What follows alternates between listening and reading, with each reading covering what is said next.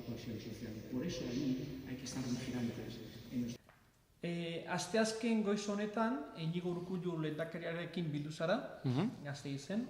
Zer konta diezadakezu bilkura horretaz? Orain arte erran ez duzuna, lehendakariak izan duen jarrerarekin, Kataluniarekin askotan ez da oso ados, kritiko agertu da lehendakaria usu Kataluniako prozesarekin. Nola pasatu da bilkura hori? Respecte a si alguna cosa que no hagi explicat, de fet el lehendakari Urkullu ens ha ensenyat un quadre que hi ha al menjador de Jurienea, un quadre preciós que ell va dir que ho havia recuperat i ens ha explicat una mica tota la història de la casa de Jurienea, que ha sigut també molt interessant. Ha sigut una reunió de debò molt cordial, molt sincera, molt franca. Jo l'he explicat al lehendakari quina era la situació política a Catalunya, la gravetat de la situació política a Catalunya, dels presos polítics, dels exiliats, de que no s'ha mogut res des que ha arribat el president Sánchez i que, per tant, nosaltres seguíem avançant en el camí cap a la llibertat i que nosaltres ja vam fer un referèndum d'autodeterminació, vam proclamar la independència a Catalunya i seguim endavant amb el compromís de fer realitat la república. Katalunian abiatu zenuten bidea, independentzia ardiesteko, momentutan ur gelditan dagoela dirudi, eta gainera kalapita initz dituzuela alderdi politiko abertzalen artean. Zer gertatzen da, pixka bat momentu honetan, alderdi politikoen artean Katalunian adostasunera ez iritzi alizateko? Certament, en l'independentisme català hi ha diferents vies i diferents ritmes, però jo penso que estem trobant una manera correcta de com tirar endavant. La visió de la legislatura és de la restitució a la Constitució catalana i, per tant, a un referèndum sobre aquesta Constitució, però també és veritat que tenim unes sentències d'uns judicis polítics per endavant que són un punt d'inflexió en la legislatura. I aquí tot l'independentisme català és molt conscient del que suposarà aquestes sentències. Estem parlant molt, estem arribant a acords. Jo sóc optimista i tinc una gran confiança en el poble de Catalunya i, per tant, la meva esperança en que tirarem endavant i sabrem trobar una altra vegada aquest consens per avançar és total. Iazko urriaren leheneko erreferendum egunean izan ginen gu Euskal Irratitako lankideak Bartzelonan. Sekulako jendarte mugimendua ikusi genuen, bizi izan genuen bertan. Espainiako estatutik jasan izan zenuten errepresioare bizi izan genuen. Sorpresaz hartu zenuten errepresio hori? No, jo de l'estat espanyol m'imaginava que podia arribar a ser i actuar amb aquesta violència. Per tant, en aquest sentit, per mi no va ser una sorpresa. Per mi, fins i tot la repressió també que va seguir, la repressió política, l'exili i la presó, tampoc ha estat una sorpresa quan tu fas un pols d'aquesta magnitud amb l'estat espanyol. El que ha estat una sorpresa per mi ha estat la reacció de la Unió Europea, que la Unió Europea no reaccionés davant de la vulneració dels drets civils, dels drets humans, com ha sigut aquesta causa general contra l'independentisme. Per mi això sí que ha sigut una sorpresa. I en això voldria també distingir el que són les institucions europees de la ciutadania europea. La ciutadania europea la sentim molt a prop nostra, la sentim que està molt solidaritzada amb la causa dels catalans, però a nivell estatal, a nivell del que són la institució europea, sí, certament a nosaltres ens ha sobtat aquest silenci. Errepublika aldarrikatu zenuten iaz, 2017an, baina gero ez da aplikatu izan egunerokoan. Zer utxe egin zuen? Akatsa izan zen errepublika aldarrikatzea horrela? No, jo penso que l'error hagués estat convocar eleccions. Jo penso que proclamar la república obeïa el mandat del poble en el referèndum d'autodeterminació i amb les lleis que s'havien aprovat en el Parlament de Catalunya. El Parlament de Catalunya, durant tot el mes de setembre i octubre, totes les decisions que pren, les pren per majoria absoluta de la cambra, de manera democràtica, i per tant jo això ho vull posar molt en valor.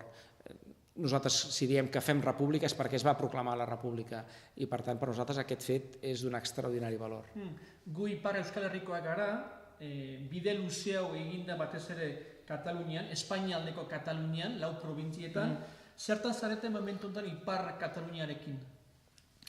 La Catalunya Nord, com altres parts dels països catalans, el País Valencià, les Illes, etc., diguem que tenen el seu ritme nacional diferent del de Catalunya. Nosaltres, en aquests moments, el nostre objectiu és fer possible i consolidar la república a Catalunya. Zer nolako harremana duzue zuek Generalitateko gobernu bezala, Ipar Kataluniarekin, zer nolako laguntzak ematen dizkizue? Nosaltres mantenim una relació molt cordial amb les autoritats de la Catalunya Nord, amb l'alcalde de Perpinyà, per exemple. Més de 100 alcaldes de la Catalunya Nord han signat un manifest en contra de la repressió política i en favor de la llibertat dels presos polítics. Mantenim estrets vincles culturals, socials i econòmics, i aquesta és la relació que avui per avui tenim. Per nosaltres, els Pirineus no són la frontera de res, sinó que són el centre de tot. Però la realitat és que estem ara per ara en estats diferents i amb ritmes nacionals diferents. 2019 urtea, hauteskunde urtea izanen da, bai herrietako bostak, baita ere Europako hauteskundeak izango dituzue. Aliantza abertzalerik osatuko da, eta bigarren galdera, indar politiko abertzale euskaldunekin aliantzaren bat egiteko Europako hauteskundetarako? Jo vinc de la base de l'independentisme. Jo he estat col·laborant a Òmnium, he estat col·laborant a l'Assemblea Nacional Catalana, per tant, a mi qualsevol projecte me'l plantejo sempre en termes d'avançar junts, d'avançar units, sigui un projecte electoral o sigui un projecte per fer la diada de l'11 de setembre. Des d'aquest punt de vista, també confio que els independentistes sabrem trobar aquesta unitat d'acció, aquesta estratègia conjunta. I sobre les eleccions europees, a mi m'encantaria anar amb una llista amb els bascos, amb els valencians, amb els mallorquins, amb els gallecs, amb tots aquells que estan a favor de la democràcia i del dret a l'autodeterminació. Però? Ara veurem els partits polítics que es posaran a negociar. Memento honetan, Kataluniako gobernuko ministro eta kontseilari batzuk preso dira. Independentzia judizialik bada Espainian, fio zara Espainiako justiziaz? No, en absolut. Jo he dit aquest dematí també a Euskal Telebista, dic, jo ja no crec que la justícia espanyola es pugui desacreditar perquè ha arribat ja al punt més baix de la desacreditació possible, per tant ja no és possible que es desacrediti més. I això ho hem constatat comparant com jutja Espanya respecte a com jutja Alemanya, Bèlgica, Escòcia o Suïssa, que és on tenim exiliats. Allà els nostres exiliats són lliures i a Espanya són a la presó. Resulta que ara comença un judici polític entre els nostres companys, mentre el president Puigdemont està a Bèlgica en llibertat.